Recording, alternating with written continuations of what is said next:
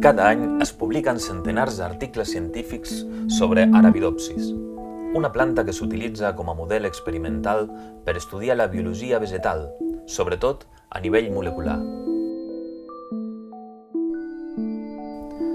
El Centre de Recerca en Agrigenòmica, consorci públic format pel Consell Superior d'Investigacions Científiques, l'Institut de Recerca i Tecnologia Agroalimentàries i la Universitat Autònoma de Barcelona, aproximadament un terç de les publicacions que resulten de la recerca en plantes se centren en aquesta herba.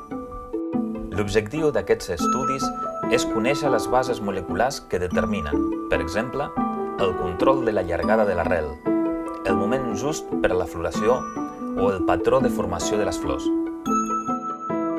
La recerca en aquests i altres camps, però, sol recórrer camins incerts abans de publicar-se en una revista científica o d'obtenir una aplicació útil en plantes d'interès econòmic, com el blat de moro o l'arròs.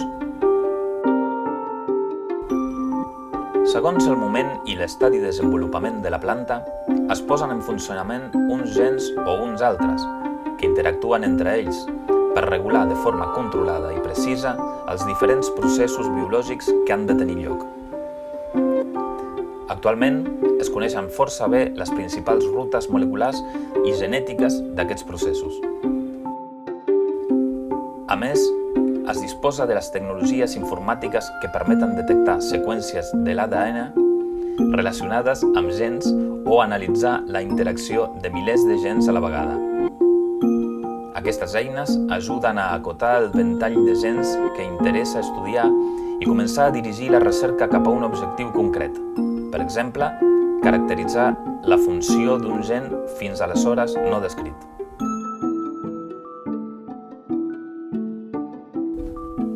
Un cop escollit el gen d'estudi, es pot recórrer a diferents tècniques que ens permeten veure a quines parts de la planta fa la seva funció. Gràcies a tècniques que utilitzen coloracions o fluorescència, podem determinar l'òrgan o el teixit on actua el gen. Paral·lelament, és important determinar el paper que té aquest gen. Per fer-ho, es treballa amb plantes mutants o plantes modificades genèticament, és a dir, plantes en les quals s'ha alterat la funció normal del gen. D'aquesta manera, podem observar què passa quan s'impedeix actuar el gen o, a la inversa, quan s'incrementa la seva activitat. Aquestes plantes mutants i transgèniques se sembren en terra per observar el seu fenotip, o aspecte exterior, o bé en cultius in vitro per recollir mostres en condicions més controlades, de temperatura, llum, nutrients, etc., i es comparen amb les plantes silvestres que han crescut en les mateixes condicions.